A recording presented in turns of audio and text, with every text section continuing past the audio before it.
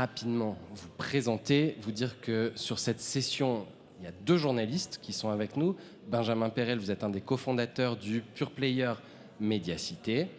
Benjamin Perel, pardon, je te regarde. Et Stanislas de Livonnière, vous êtes responsable de la cellule Data et Innovation au Parisien. Et alors, on accueille également Mathieu Fritsch. Et vous travaillez chez Facebook, en fait, à Paris. Vous êtes un des partenaires, une des personnes qui fait des partenariats avec les médias, notamment sur l'info. Tout à fait. Benjamin, j'aimerais qu'on commence avec vous. Le Parisien, Facebook, on connaît. Médiacité, on connaît un petit peu moins pour l'instant. Ça viendra. Ça viendra, évidemment. Moi, j'aimerais savoir ce que vous produisez. C'est quoi votre ligne éditoriale? C'est quoi votre positionnement? Est-ce que vous êtes gratuit? Est-ce que vous êtes payant? Toutes ces questions-là. En gros, si ce soir, je vais voir ma grand-mère et que je lui explique, et que je dois lui expliquer c'est quoi Médiacité, qu'est-ce que je lui raconte? Elle habite où, votre grand-mère? Elle est morte. Bon, dommage. Donc, il n'y a vraiment rien à lui vendre. Si votre grand-mère avait habité à Lille, à Lyon, à Toulouse ou à Nantes, vous auriez pu lui dire que Médiacité était un site d'enquête et d'investigation. Vous auriez pu lui dire qu'en plus de son quotidien régional qu'elle lisait chaque matin, elle pouvait s'abonner, parce qu'on est payant, entièrement payant, et qu'elle aurait trouvé chez nous un complément, des enquêtes approfondies, fouillées, de l'investigation sur ce qui se passe dans ces grandes métropoles. L'idée de départ, la ligne éditoriale, l'idée de départ, c'était de se dire que au niveau local, les collectivités, les grandes villes, les grands élus avaient pris, avec la décentralisation, etc., de plus en plus de pouvoir, géraient de plus en plus d'argent, et parallèlement à ça, les contre-pouvoirs, eux, avaient un peu régressé. Que l'opposition avait rarement voix au chapitre, que le paysage médiatique, les journaux de PQR s'étaient concentrés. Généralement, on n'a plus qu'un seul un grand quotidien dans les grandes métropoles que je vous ai citées. Et donc, on avait une sorte de déséquilibre, en fait, entre le pouvoir et les contre-pouvoirs. Et qu'il fallait essayer de réinvestir ce champ-là, de redonner aux citoyens une information un peu différente, un peu plus fouillée, un peu approfondie, qui pouvait manquer. En gros, c'est un peu un Mediapart local. C'est un peu un Mediapart local. On n'a pas exactement la même ligne, on ne pense pas toujours la même chose que Mediapart, mais sur le principe, oui, c'est un peu ça. Faire de l'enquête, et parce que l'info a un prix, parce que ces enquêtes prennent du temps, parce qu'on essaie de bien rémunérer les journalistes, le faire payer, parce qu'on estime que ça vaut le coup. Qu'est-ce que vous produisez comme type de contenu? Est-ce que c'est des articles? Est-ce que c'est de la vidéo aujourd'hui? Et quel âge vous avez? C'est méchant, ça. Mais non, au contraire. Non, moi j'ai 40 ans. Mais non, le Médiacité, pardon. Médiacité, non, mais on a 3 ans. On a 3 ans et on fait que de l'écrit, quasiment que de l'écrit et de la data, du data journalisme. Pas de vidéo, pas de podcast, donc on est un peu old school, on va dire. Mais c'est des enquêtes fouillées. Nous, on laisse de la place. On estime que quand on traite un sujet, un journaliste va avoir besoin, ce qui lui manque souvent en quotidien, de temps pour enquêter, pour aller interroger 15, 20, 30 personnes, pour pouvoir livrer à la fin un sujet fouillé. Et que ces 15, 20, 30 personnes interrogées, ça donne généralement une enquête approfondie avec du reportage et qu'il faut lui laisser de la place. Donc c'est de l'écrit, c'est des papiers qui font entre 5, 10, 15 000 signes, donc l'équivalent de, 5 ou 6 pages d'un hebdo, et qui donc permettent de rentrer en profondeur dans les sujets et d'en aborder tous les angles. Est-ce que vous aurez quelques exemples de révélations, d'infos Médiacité que le grand public qui est ici présent pourrait avoir, auquel vous associez? Alors, je ne sais pas si le public est parisien, mais c'est vrai qu'on a plutôt des révélations locales. Il y a des choses qui ont fait un peu parler, qui ont été reprises un peu partout. À Lille, on avait révélé les notes de frais que s'octroyait le patron de la métropole de Lille, qui s'appelle Damien Castelin, qui est parle pas à grand monde, mais enfin, il dirige quand même une métropole de près de 2 millions d'habitants et il avait l'habitude d'aller au spa ou de se payer des costumes avec les frais de la collectivité. On avait révélé un peu une histoire un peu équivalente à Lyon avec le directeur de l'Opéra. On fait beaucoup d'enquêtes sur l'environnement. On a sorti énormément de choses sur des usines plus ou moins dangereuses à proximité des villes où on est diffusé. Enfin, il y a tout un champ d'investigation qui est possible en région et qu'on essaie de labourer le mieux qu'on peut. Merci beaucoup. Stanislas, même question. Le Parisien, on voit la cellule data innovation du Parisien. En revanche, on ne connaît pas forcément très bien. Qu'est-ce que vous produisez? Qu'est-ce que vous faites? Racontez-nous un petit peu ce que c'est la cellule data innovation. Et je crois que vous avez également quelques exemples avec vous. Oui. Alors déjà, on a 5 ans. Et on est une petite équipe qui est dans la rédaction à côté du desk web et on fait surtout du data journalisme. Donc tu en as parlé, tu as fait allusion. Data journalisme, je définirais ça comme le fait d'exploiter de la donnée pour répondre à une question posée par l'actualité. Donc concrètement, pour être très simple, on fait un calcul qui n'existait pas avant et on produit une info qui n'existait pas avant. Et donc pour ça, on exploite de la donnée qu'il y a de plus en plus tout autour de nous, de la donnée publique, mais aussi quelquefois de la donnée de start-up, de la donnée de plateforme, on va en parler, ça peut être très divers. Et concrètement, au quotidien, c'est que soit on détecte une information, on la propose et la direction dispose, etc., ou soit, de plus en plus, on vient nous chercher, on nous demande de faire un calcul, de se renseigner, etc., et tout simplement après de produire un titre et une information, un article. Ce que vous produisez comme type de format, c'est quoi? La cellule produit des articles ou la cellule produit des objets un petit peu autres, infographie et ce qui va avec? Les deux. On confond souvent le data journalisme avec juste la data visualisation, qui en gros c'est des graphiques. Nous, on fait de plus en plus d'articles où il n'y a pas de graphique. Enfin, c'est avant tout le calcul qui compte. Après, il arrive quand même assez souvent que pour illustrer ce dont on veut parler et les résultats de notre calcul, etc., on fasse des graphiques, des cartes, des choses comme ça. C'est comme ça que la discipline a été la plus popularisée, etc., mais les deux sont légèrement différents. Vous nous présentez quelques articles? Oui. Alors, on a dit qu'on allait lever les bras, voilà, c'est ça. Alors, je vais commencer rapidement pour vous donner des exemples, et à chaque fois, en l'occurrence, il y aura une visualisation, mais c'est juste pour que ce soit concret pour vous. Pour le panel d'aujourd'hui, on a sélectionné beaucoup de locales. Alors, ça, c'est un exemple assez intéressant parce qu'on va vraiment traiter un sujet sur 36 000 communes. Et il était question, je ne sais pas si vous vous rappelez, de la loi El Khomri et de la pétition qu'il y avait eu contre cette loi.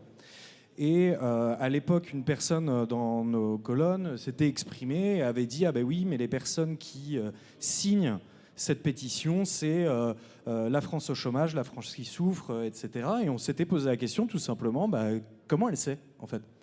Et on est allé voir change.org et on leur a demandé les données, non pas des noms, on ne veut pas les connaître, mais en fait juste des codes postaux. Et donc en fait, ce qui est intéressant, c'est qu'on a pu créer une carte comme ça et recréer la géographie de ça. Et après, on tirait un article pour dire ouais, enfin, s'il est question justement de la France au chômage, de la France qui souffre ou de tel ou tel bord politique, globalement, quand on part du nord-est en général, qui est a priori, par exemple, un des territoires les plus concernés, c'était pas forcément ça, mais aussi ce qui était intéressant, c'est qu'on révélait l'objet carte et qu'on allait voir une géographie qui s'apparentait plus au vote Hollande en 2012 d'ailleurs. petit clin d'œil, mais voilà le genre de choses qu'on peut faire à l'échelle de 36 000 communes avec un calcul. Alors, ça, c'est un exemple un petit peu plus récent. Donc là, on est dans le local pur, vraiment francilienne, qui nous intéresse aux Parisiens. Donc je ne sais pas si vous en souvenez, mais début juillet, il y a eu la première interdiction des critères 3 pour des raisons de pic de pollution. Et donc avant, c'était surtout les voitures qui étaient plus polluantes, etc. Et on reçoit vers 16h un communiqué de la préfecture de police qui nous dit, de la préfecture de région, et qui nous dit que ça devrait concerner à peu près un tiers du parc. Et là, c'est pareil, on dit, mais comment ils savent en fait? C'est pareil, enfin, c'est un petit peu étonnant. Et du coup, plus on avance, plus on a travaillé avec des années, plus on se rappelle des bases de données qui sont intéressantes et tout. Et ce qui est intéressant, c'est que Critère, par exemple, on peut le calculer à partir de la carte grise. Et donc, on a accès au fichier des cartes grises. Et du coup, on va calculer. Voilà. Et là, ce qui est intéressant, c'est qu'on peut réagir très rapidement. On a une information qui tombe à 16h, une question qui se pose à 16h01. Et à 19h, on avait déjà la réponse. Et c'était non, en fait, ça concerne plutôt 2/3 des voitures qui sont en Île-de-France. Et donc, ça, c'est le premier point. Il y a un point où on va illustrer, voire même titrer. Enfin, ça a fait la une le lendemain pour dire tant de millions, des millions de voitures concernées. Mais aussi, ça nous a permis, dans un second temps, de nous interroger, mais comment est-ce qu'ils étaient venus à ce chiffre? Et en fait, on a compris que eux disaient que c'était 1/3, mais seulement en fait des voitures qui avaient une pastille Critère. Et donc ça veut dire que sans le vouloir, la préfecture de région avait dit qu'en fait il y avait quasiment une voiture sur 2 qui n'avait pas de pastille en fait. Et donc concrètement, les personnes qui pourraient être les plus concernées. Il y a un droit de suite quand c'est ça vis-à-vis de la préfecture. Comment ça marche? Vous arrivez à ce chiffre, vous l'opposez à un moment à la préfecture? Qu'est-ce qui a été fait du coup à ce moment-là? Oui, justement, en fait, c'est évidemment comme ça qu'on avance, que ce soit à chaque fois avec l'interlocuteur. Enfin, c'est rarement de mauvaise foi de leur part. C'est juste comment a été bâti ce chiffre. Et c'est aussi quelque chose qu'on voit rarement dans les titres, etc. Mais c'est de s'interroger sur la manière dont un chiffre est bâti. Nous, on peut vous le dire, on l'a pris à partir du fichier des cartes grises. Point. Voilà. Peut-être un exemple encore? Alors voilà, là c'est encore plus proche, c'est à Paris. C'était à propos des voies sur berge. Là, on voulait montrer un autre exemple, c'est comment est-ce qu'on peut utiliser l'open data, comment est-ce qu'on peut utiliser aussi même des capteurs dans la ville.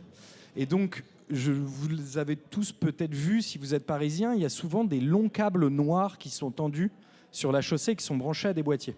Ces câbles comptent les voitures, et ils les comptent depuis très longtemps. Et donc, du coup, on a accès à plus de 2300 points de comptage dans la capitale. Et ça nous permet de faire des analyses. En l'occurrence, là, sur une question qui se posait par pas mal de gens, c'est après la fermeture des voies sur berge, comment est-ce que le trafic a été déporté et comment est-ce qu'il a évolué. Et ce qui est intéressant, c'est pour vous montrer, nous, en termes d'investissement pour une rédaction, c'est qu'on va sortir un article en 2016 qui va montrer qu'il y a eu un report sur les quais hauts et qu'il y a plus de trafic en haut, ce qui est assez naturel, qu'il y a une forme d'évaporation du trafic aussi, ce qui est intéressant par rapport à l'évaluation de la politique publique. Mais après, ce qui est intéressant, c'est que dans nos colonnes, quand on parlait de droit de suite, Bruno Julliard, à l'époque, qui était premier adjoint, qui dit dans 6 mois, on n'entendra plus parler de cette fermeture. Et en fait, 2 ans plus tard, on va refaire les mêmes calculs et on se rend compte qu'en fait, le trafic en haut ne décroît pas. Et la conséquence, c'est qu'on va le comparer avec un deuxième capteur, qui est celui de la qualité de l'air, qui est de la Mégisserie, si je me souviens bien, qui est des Célestins. Et on va montrer aussi que du coup, la pollution ne décroît pas non plus. Et donc, ce qui est intéressant, sur cet exemple, c'est le fait d'exploiter de la donnée publique, le fait d'utiliser des capteurs vraiment et de faire un calcul, et le fait de suivre un sujet, parce que finalement, on a investi une fois, mais après, on va relever les compteurs quasiment tous les ans. Ça peut même devenir un marronnier. Okay. Je me pose une question, Benjamin, Stanislas. C'est quoi le profil de vos équipes aujourd'hui? Alors, pour produire de l'info, du data journalisme, ou pour monter un média en local, quels sont les profils des équipes? Alors, nous, le profil des équipes, c'est essentiellement des journalistes. Qu'est-ce que tu veux savoir exactement sur leur profil?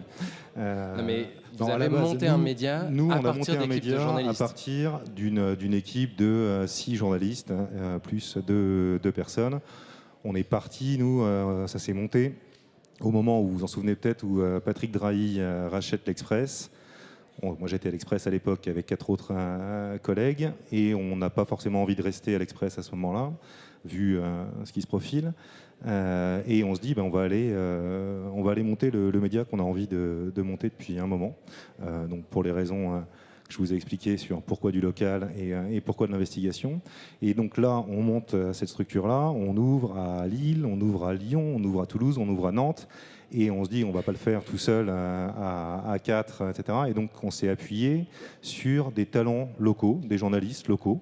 ancrés sur le terrain, des journalistes qui souvent n'avaient pas la possibilité de s'exprimer, de faire leur métier tel qu'ils auraient voulu le faire, c'est-à-dire en longueur, en profondeur, des gens qui travaillaient parfois pour la presse nationale. Je sais pas, je prends un exemple, on avait fait un long papier sur la centrale nucléaire de Gravelines, qui a connu pas mal de problèmes de fissures, de canalisation défectueuse, etc. Là, on s'était appuyé sur un journaliste qui travaille pour Science et Vie en temps normal, mais qui habite Lille, et qui, pour nous, s'est dit, bah oui, mais ça m'intéresse, ça c'est un sujet sur lequel je suis compétent, et en plus c'est à 20 km de chez moi. Et donc là, il a fait une enquête pendant un mois et demi, et il a permis de sortir une belle enquête sur cette centrale. Donc c'est ça, s'appuyer sur des ressources locales et des journalistes locaux qui ont des capacités, des talents, une envie, et à qui on offre la possibilité de s'exprimer. Stanislas, dans l'équipe de la cellule Data et Innovation, c'est journalistes développeurs, c'est journalistes qui savent coder. En fait, on a 3 profils. Donc, on a 2 développeurs, un plutôt data scientist, data journaliste, et moi-même. Et quelquefois des stagiaires que je salue dans la salle, que j'ai vu qui sont passés par chez nous. Mais c'est bel et bien cette complémentarité qui fait l'intérêt de la discipline, qui est d'être capable aussi de faire des calculs, d'éditorialiser tout ça, mais aussi de développer des outils pour aller de plus en plus vite. Il faut vraiment voir ça comme un investissement, et tout ça au milieu de la rédaction, ce qui fait qu'on s'entend, qu'on est réactif et qu'on peut se parler. Benjamin, il y a autre chose que vous avez découvert aussi en lançant un média, c'est mine de rien d'être entrepreneur, de chercher, vous êtes sur un modèle particulier qui est celui de l'abonnement. Combien d'abonnés à peu près à Médiacité aujourd'hui ? On est autour de 2600-2700. Comment on va chercher des abonnés ? Comment on fait quand on a sa casquette de journaliste au départ, qu'on sait aller chercher de l'info, qu'est-ce qui va se passer à ce moment-là comment vous faites ? C'est une bonne question qu'on n'a pas totalement résolue d'ailleurs, parce qu'au départ on est parti et on s'est un peu dit, je pense, péché de journaliste, que on allait sortir des super infos et que les abonnés viendraient tout seuls. Bon, en fait non, ils viennent pas tout seuls. Enfin, il y en a au début, ils viennent un peu tout seuls, et puis ensuite il faut aller les chercher. Comment on fait ? Bon, alors quand même en essayant de sortir les meilleures infos possibles dans chacune des 4 villes. Ensuite, on se sert beaucoup nous justement de ces infos pour les appâter. Donc ils viennent sur le site, ils peuvent pendant 3 jours découvrir gratuitement le site. Les lecteurs peuvent le découvrir gratuitement pendant 3 jours en nous laissant leur adresse mail. Tout ça fait grossir notre base de lecteurs qui sont inscrits à nos newsletters, et régulièrement, toutes les semaines, on leur envoie le menu de Médiacité, donc les nouveaux articles, et au fur et à mesure, en étant en contact 1 fois, 2 fois, 3 fois avec nos articles, ça finit, pas toujours, mais souvent quand même, par leur donner envie de passer le pas, de sortir la carte bleue et de s'abonner. Mais c'est un lent processus. Alors on s'appuie aussi un peu sur les réseaux sociaux, mais c'est plus compliqué. En tout cas, la conversion entre la personne qui va cliquer sur le lien sur les réseaux sociaux et l'abonnement est pas immédiate, et moins simple qu'avec une newsletter. Mais c'est quelque chose qu'on a découvert et qui est complexe. Mathieu, chez Facebook, première question, qu'est-ce que ça veut dire le local à l'échelle d'une entreprise comme Facebook ? Deuxième question, cette question de l'abonnement qui a été développée par Médiacité, je crois que c'est quelque chose sur lequel Facebook travaille particulièrement avec les éditeurs. Quelle forme ça peut prendre, un échange entre Facebook et des éditeurs quand on cherche à développer des abonnements ?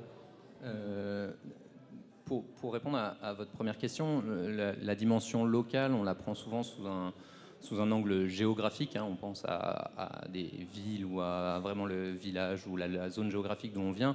Chez Facebook, on a tendance à voir ça comme la notion de communauté, et de se dire que la dimension de l'actualité locale, elle va au-delà de sa dimension géographique, et c'est aussi l'actualité de votre communauté, que ce soit de votre communauté d'étudiants, que ce soit de votre équipe de basket, que ce soit n'importe quelle forme de communauté. Et pour nous, la dimension locale dans l'information, elle est très très importante, parce que quand on interroge les utilisateurs de Facebook et quand on leur demande quels sont les types d'actualités qu'ils veulent voir dans leur expérience sur Facebook, l'actualité locale est une des dimensions les plus fortes qui revient. Et quand on parle aux médias locaux, et moi c'est mon métier au quotidien de parler aux médias nationaux ou locaux, toute forme de médias, nous demandent justement comment on peut les aider sur les problématiques qu'ils rencontrent, à la fois autour du sourcing d'informations, ou que ce soit des problématiques autour de leur business model, comme comment on peut les aider sur l'abonnement. Et donc, on a annoncé en début janvier une initiative au niveau mondial de soutien à l'information locale, qui est une initiative dotée de 300 millions de dollars sur 3 ans. À l'échelle mondiale. Et cette initiative, elle se... J'ai vu des yeux. Je les prends. Elle se décline dans plusieurs pays, et notamment en France, où on a annoncé il y a un mois le lancement d'un programme de formation autour de l'abonnement numérique à destination de la presse régionale et locale. Donc on a 11 éditeurs de presse quotidienne régionale qui vont suivre un programme intensif de formation de 3 mois autour des problématiques qu'évoquait Benjamin, des problématiques de l'abonnement numérique, à savoir comment on identifie les abonnés, comment on les convertit, quels sont les différents modèles qui existent, quelles sont les différentes techniques. On sait que Facebook, et tu le disais, était utilisé comme un des leviers d'abonnement, avec plus ou moins de succès. Il y a certains éditeurs Le Monde disait récemment qu'aujourd'hui Facebook est leur premier levier d'abonnement numérique après leur propre site internet. Donc on a une certaine expérience là-dessus, mais l'idée de ce programme, c'est vraiment d'aller largement au-delà de la problématique de recrutement d'abonnements via Facebook, et avec des coachs et des formateurs qui ne sont pas des gens de Facebook, qui sont des experts de l'industrie, notamment des anciens du New York Times, qui ont travaillé sur le développement de l'abonnement numérique au New York Times, de partager leurs expériences, de partager ce qu'ils voient à travers le monde, de partager un certain nombre de méthodes et de techniques pour permettre à ces éditeurs de se développer sur l'abonnement numérique. Et je pense que c'est là aussi où on peut faire le pont avec les questions que vous aviez évoquées tout à l'heure autour de l'investigation. Ce qui ressort de toutes les conversations qu'on a avec les éditeurs sur l'abonnement, c'est que ce qui crée de l'abonnement, c'est du contenu différenciant. On n'arrive pas à recruter des abonnés aujourd'hui quand on a un média sur un contenu que tout le monde a, qui est disponible gratuitement et qui n'est pas différenciant. Donc je pense que c'est là la grande force de l'investigation et des cellules comme celle de Stanislas ou d'un média comme Médiacité, qui est leur capacité à créer du contenu différenciant, et c'est là-dessus que nous, Facebook, on essaye de les accompagner. Benjamin, vous auriez un exemple d'article qui a particulièrement converti des abonnés chez Médiacité, ou à l'inverse, quelque chose qui aurait fait beaucoup de trafic et qui au final n'aurait peut-être pas généré tant d'abonnés que ça?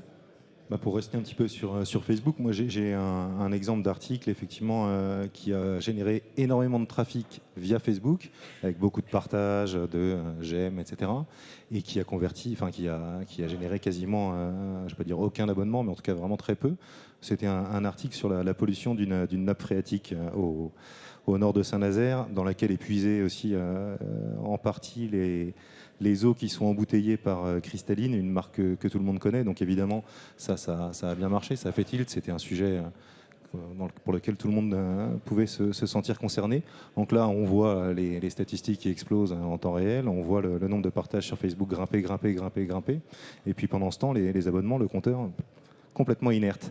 Donc on se dit, bon, mais c'est quoi la solution? Comment on fait? Comment on arrive à transformer l'audience en abonnement? Il y a un truc? Il n'y a pas de recette miracle. Ça, c'est la première chose qu'il faut savoir. Il n'y a pas de recette miracle, et c'est un long processus, on va dire. Moi, j'ai passé 10 ans dans les médias, d'abord dans la télévision chez Canal+, et après dans la presse. Chez Canal+, on avait des études à l'époque, alors ça date d'il y a 7-8 ans, qui mesurait le temps qu'il y avait entre le moment où une personne se disait tiens, je vais peut-être m'abonner, et le moment où cette personne s'abonnait. Et la durée qu'on mesurait était entre 6 et 8 mois.